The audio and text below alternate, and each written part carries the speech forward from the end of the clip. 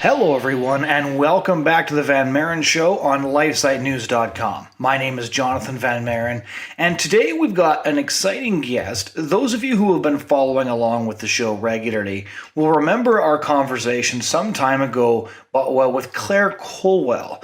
Claire Culwell is one of a handful of abortion survivors, those who have actually survived the abortion procedure and lived to tell the tale, who is frequently on the speaking circuit and telling her story. We've had 3 abortion survivors on this podcast in the past. Claire Culwell's story is somewhat different because although she survived the abortion intended to kill her did kill her twin. Now she's actually written a book, a biography, a memoir called Survivor, an abortion survivor's surprising story of choosing forgiveness and finding redemption. It's by Claire Culwell, along with Lois Raby and Steve Raby. The foreword is by Abby Johnson, who's also been on this show in the past. Just to give you a little idea of what Survivor's like, the blurb says, an abortion survivor and leading pro-life spokeswoman tells her inspiring and sometimes surprising story of redemption, healing, forgiveness, and offering grace and support, not shame, to women facing the most difficult decision in their lives. Lila Rose, president and founder of Live Action, who recently came on the show to talk about her own book, Fighting for Life, said Claire's heart-wrenching and inspiring story is exactly what our world needs today. So without further introduction from me, here is my conversation with Claire Culwell, abortion survivor and now author of the memoir, Survivor. Okay, just to start off, tell the listeners a bit about your book. Those who have been listening to the podcast consistently will know you've been on this show once before to kind of talk about your story, but now you've come out with this new book. Tell us about that journey, how you decided to write it. Just, give us the background on Survivor. Thanks so much for having me. I just wrote my book, Survivor. It just came out. I'm really excited about it. The biggest messages are redemption and forgiveness and hope, because I met my birth mother 12 years ago and found out that I survived her abortion, that successfully aborted my twin. And so it's kind of my journey of what led me to that point of being an adopted child and how I was raised and how my parents raised me, prepared me for this shocking moment of finding out that I had survived this abortion and that I was rejected and unwanted, even aborted. And then the aftermath of that, just kind of my journey of trying to find my place in this world that doesn't necessarily want me to exist, that doesn't want to hear a story of someone who actually survived an abortion because it shows the humanity of that unborn child. And so I hope it encourages people, because the thread throughout my life has just been that God has been with me and he's known the bigger picture even when I don't. And he has made something good out of something that was meant for evil, something that harmed and hurt me. And, that can be everybody else's story too, that God wants to meet us in the trenches, but he also calls us to stand for truth. And I hope that people will be encouraged to do that.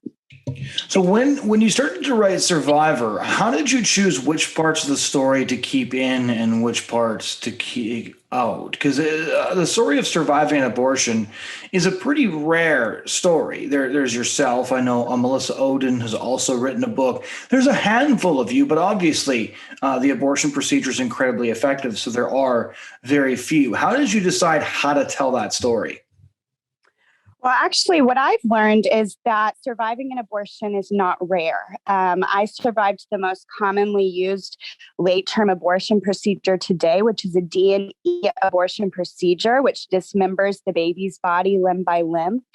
And we have actually connected with the Abortion Survivors Network, which is run by Melissa Ohden, and has connected with almost 400 abortion survivors. But like me, I didn't find out till I was 21 years old.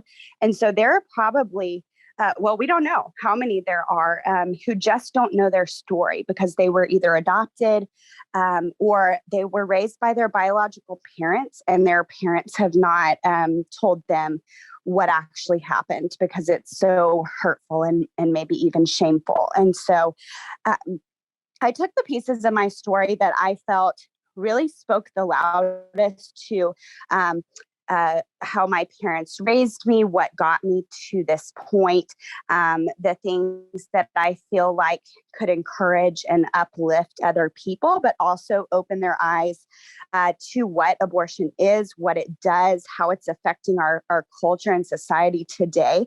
Because these are things that I never thought about. When I learned that I had been affected by abortion, I thought the person who's been affected by abortion will never be me. And I had never heard of or thought about the fact that a baby could actually survive an abortion procedure. And then when I sat face to face with my birth mother, I realized, oh my gosh, the person who's been affected by abortion is not only my birth mother, but it's me and it's my family and it's my children. And so it really opened my eyes. And so that's what the stories that I picked for this book, and it's so much more than just my survival story.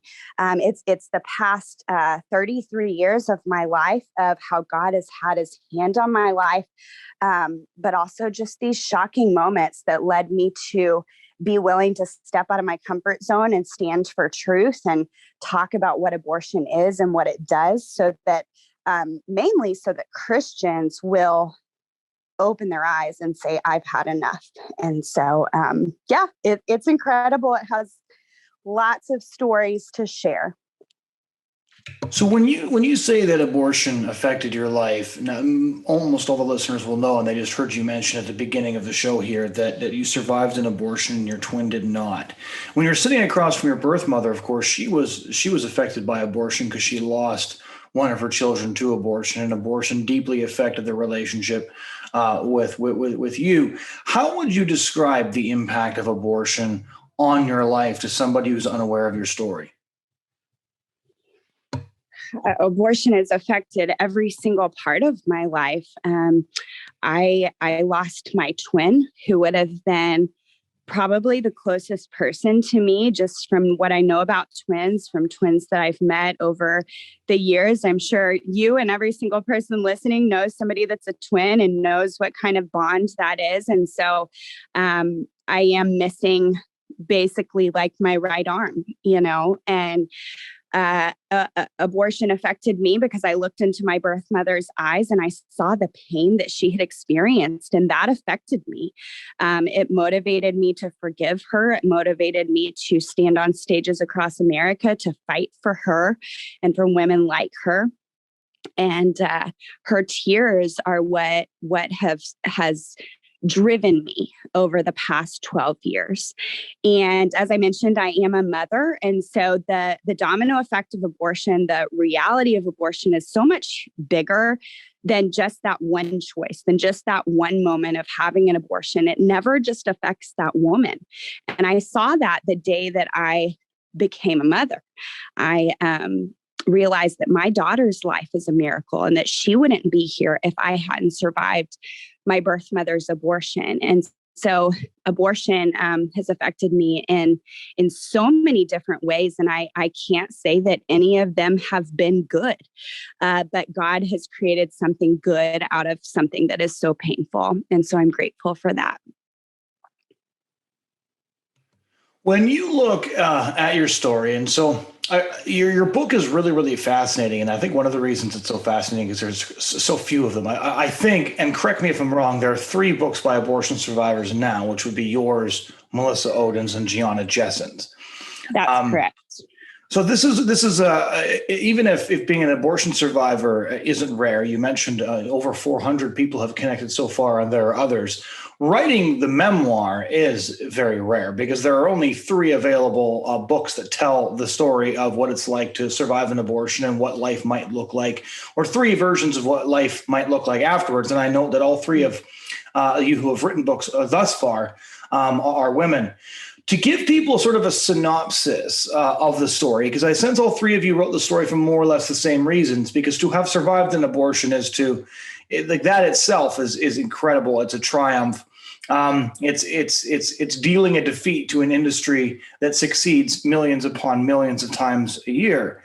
And so give us a bit of an idea for those who need to be introduced to the book of your story, and again, those of you who are listening who want a really in-depth version of Claire's story, we've had her on the show to talk about it before. But to whet your appetite, to get a sense of this really interesting story, maybe you just give us an idea of when you found out how much abortion had impacted your life. Gosh, yeah, that moment was absolutely, well, I felt like the room was spinning and my life was out of control, and like I was having this out of body experience as I sat face to face with my birth mother. And she told me when I was 21 years old, after I searched for her through my adoption agency, she told me that she had been pregnant at 13 years old, and she had been given one choice by her parents, and that was to have an abortion. And so my birth mother went and had a D&E abortion procedure that day, and they told her that her life would go back to normal. But she went home and things didn't go back to normal. She said she went back to the doctor a few weeks later, and they told her that, oops, she had actually been pregnant with twins, and they had missed my body, but they had successfully aborted my twin. And my birth mother was actually driven out of state to another abortion clinic to have a second abortion, which should have successfully ended my life as well. But the doctors turned her away because the abortion procedure had ripped the amniotic sac that I was in. And so she had been leaking amniotic fluid for a few weeks. And so I was born just a couple weeks later. I was born at 30 weeks. I weighed 3 pounds. I had a dislocated hip and clubbed feet, and went through body casts and casts on my feet and harness on my hips to correct these complications for me. And so I decided to write this book because I think people don't think about this happening. Nobody thinks about the possibility of a baby surviving, what happens to that baby. And the reality is that there is nothing protecting the baby from being left to die after they survive an abortion procedure. And I'm so fortunate that I was given proper medical care, but the reality of what abortion is and how it's expanding and how that will pave the way for more babies to survive like I did and Melissa did and Gianna did. It's absolutely shocking. And it's something that our culture needs to wake up to. And so I hope that the book will open people's eyes to know that abortion survivors are just as human, just as deserving of life and valuable as every single other child born under different circumstances. We just happen to be rejected by society. And I think the reason that we're not hearing about abortion survivors right now, even though there are so many more of us than those of us who are publicly speaking out and writing our stories down for people to read, is that you can look at an abortion survivor's face and you can see the humanity of the unborn. In fact, I had a man approach me just a couple years ago at one of my events where I shared my story, and he said, "Claire, when we look at your face, we're literally looking at your twin. So it's like a window to the womb, and we can see what we're fighting for. We can see what abortion takes away, that human child. And it motivates me to care, to do something, because I can see what abortion is when I look at your face and when I say your name and when I hear your story." And I thought, oh my goodness, I hadn't thought of it that way. That is so powerful. And so that's why I wrote the book. And I think that's why Melissa wrote her story down and Gianna wrote her story down, so that people can realize that abortion survivors, they're just like you. They're just like me, but they have a story that needs to be heard, because it exposes the greatest injustice of our time, which is the killing of unborn children in abortion facilities. What was it like for you the first time you met somebody else who'd survived an abortion? The first person I met who survived an abortion was Gianna Jessen. It was about a year. Well, no, actually, it was within the first year of meeting my birth mother, and she was speaking in San Antonio. I live in Austin, so it was just a quick drive over, and I went to hear her speak, and then I talked to her afterwards, and it was really brief, but it was so freeing just to know that I wasn't alone. You know, we all want to be seen and to be heard, and to know that there's somebody like us who can maybe understand some of what we're going through. And at this point in my life, when I learned that I had survived an abortion, I felt like nobody around me got it.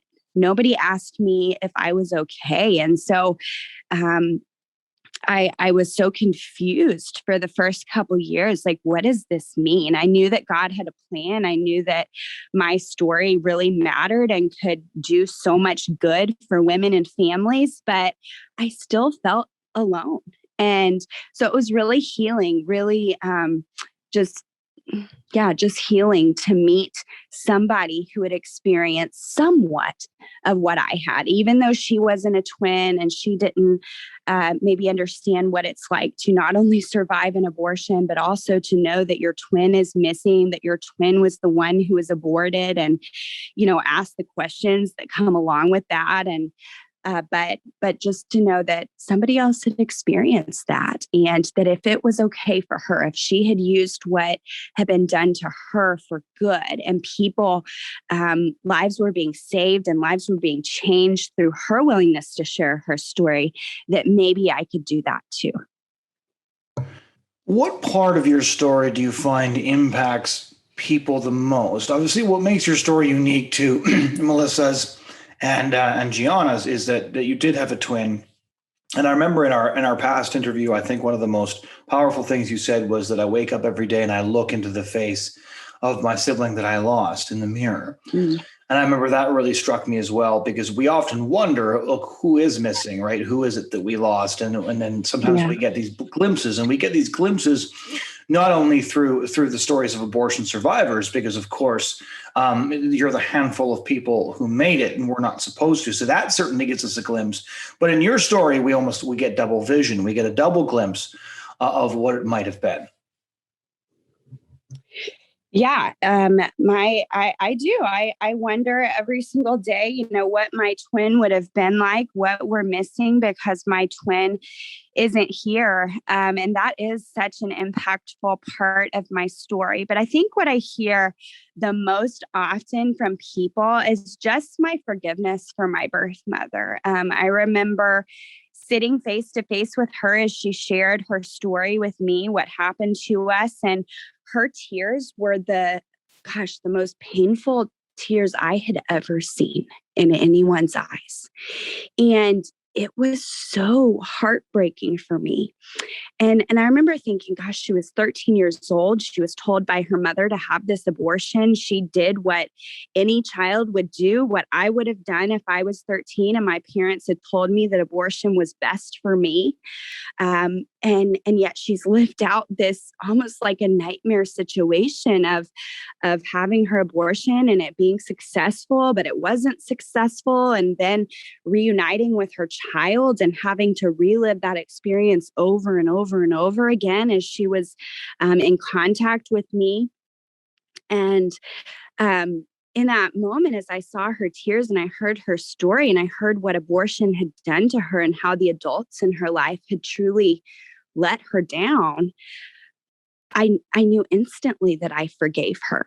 And a lot of that has to do with how I was raised. I was raised on love and grace and forgiveness. And I knew I'm a Christian. And so I knew what Jesus had done for me, how he had forgiven me so many times in my life. And I knew that was true for her too, that he forgave her and he wanted to redeem and restore. And he saw her just like he sees me. And because I was told that all my life about people.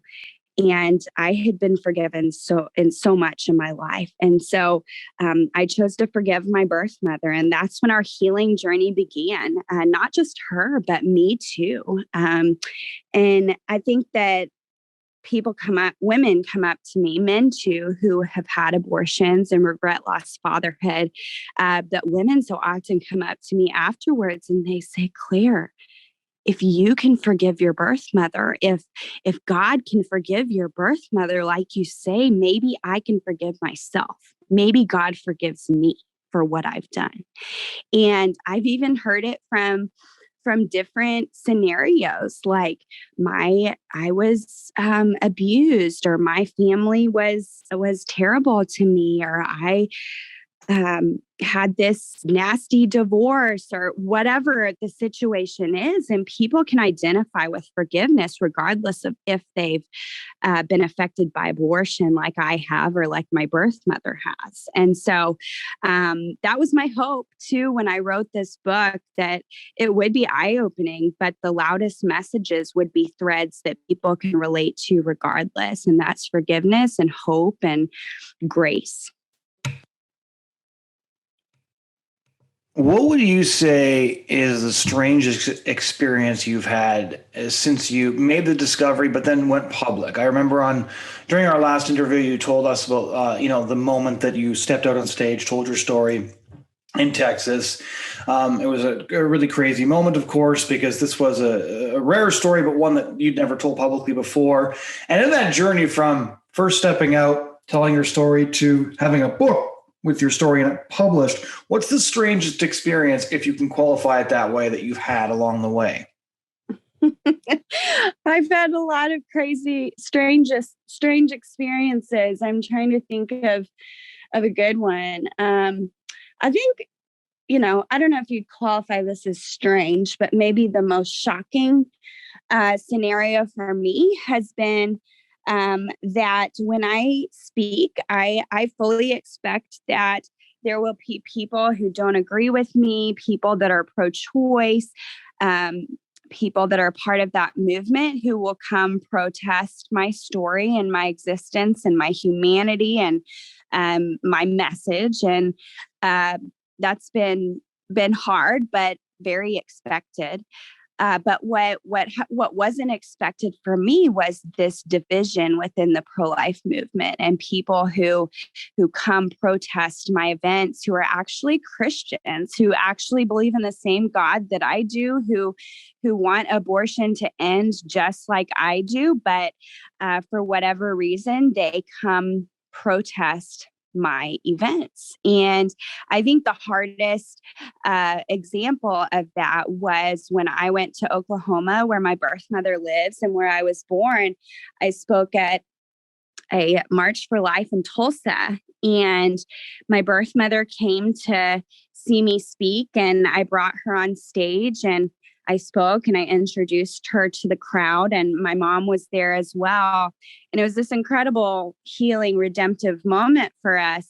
But I remember the entire time, these men who were Christians, who were pro-life, but they were screaming that we were murderers and that we had blood on our hands. And I was so embarrassed for my birth mother, because she had experienced abortion and it wasn't her choice. And she had been hurt so badly by abortion.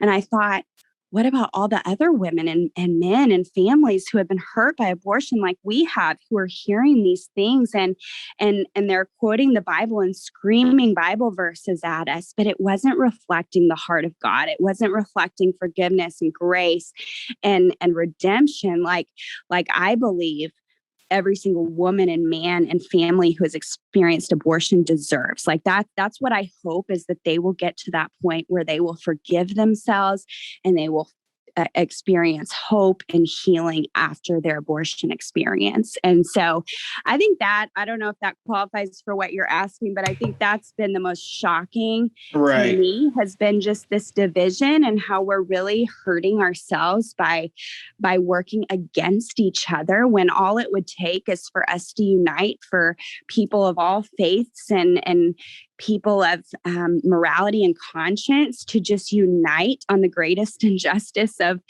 our time. And I believe that we would create a culture that values women and values unborn children and life and walks alongside each other, because that's what we need to do. Well, that group, you were in Oklahoma, right? I was. Yeah, yes. yeah. So the group based in Oklahoma, it refers to themselves as the abolitionists, and the sort of behavior you've described is kind of their modus operandi. So I'm unfortunately not surprised to hear that. But in terms of backlash or pushback at events that you do, because Melissa mentioned this when we had her on the show as well, the idea that somebody would protest your testimony is, as you mentioned, kind of like them protesting your existence. What has it been like to share your story and then have people essentially say it didn't happen that way, or that there's no such thing as an abortion survivor, which might be wishful thinking on their part? What is that back and forth like, and what impact do you hope the book will have on that pushback? Yeah, it's been eye-opening, and I can say that the first few years were rocky with that. I did get my feelings hurt. I was shocked by some of that. But over time, I've realized that, we're all hurting people. And usually when we're screaming the loudest and being hurtful to other people, it's because we're hurting ourselves. And I think that what's really put it into perspective for me is realizing that the people who are screaming the loudest at my events, the people that are saying that I don't exist because they don't want me to exist, they don't want their narrative to go away or to be disproved through the humanity of the abortion survivor. It's like I believe that it's coming from a place of hurt, that they have been so deeply and terribly hurt by abortion that they have to scream louder, that they have to do it to justify what they've experienced, or they'd have to face the reality of what they did and how they were wrong and how it truly hurt them. And so I hope that, people that pick up my book, that they will hear that there is forgiveness, like I mentioned, and hope, and that they don't have to scream. They don't have to justify, because there's a God that wants to heal and restore. Now, the book's been out for just a very short while now, and again, I would encourage all the listeners to get a copy of it. It's I would say one of a kind, but it's one of only 3 testimonies of abortion survivors that have been published in book form. What are some of the responses you've gotten to the book so far, for those who have pre-read it, for those who have endorsed it?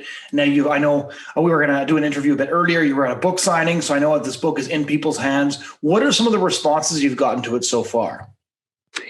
I have, I've heard that it's hard to put down, which is what I hoped for. I'm really excited about that. But I think the response that I've appreciated the most is just from the Christian who has never thought about this. And that was something that was eye-opening for me when I learned that I had survived an abortion, was that Christians just didn't know. And there was so much apathy in the church amongst believers, amongst pastors.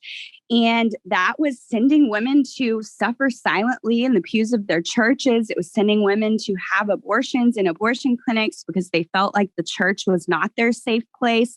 It was not a place of grace and mercy. And so my favorite response has been the Christians who have said, "Oh my goodness, my eyes have been opened. I had no idea, and your story impacted me to know the truth and to want to do something about it." And that's been the most impactful for me. A final question then, where can listeners get a copy of the book or hear you speak? Maybe perhaps not during this period when speaking events are harder to come by. But yeah, just help people, guide people to where they can get a copy of your book and read your story for themselves. Thanks so much for asking. My book is sold at Barnes & Noble, Amazon, basically anywhere you can buy books. You can see all the bookstores at claireculwell.com, as well as connect with me about speaking events and follow me on social media at Claire Culwell for updates like that. Well, Claire, thank you so much for taking the time to join us. Thank you so much for having me. Ladies and gentlemen, that was my conversation with abortion survivor, pro-life speaker, and author Claire Culwell. I hope you enjoyed this conversation, and if you want to check out past conversations like this or sign up to hear more, please do go to lifesitenews.com and click on the podcast tab where you can find us wherever you get your podcasts. Thanks so much for listening. Have a great week.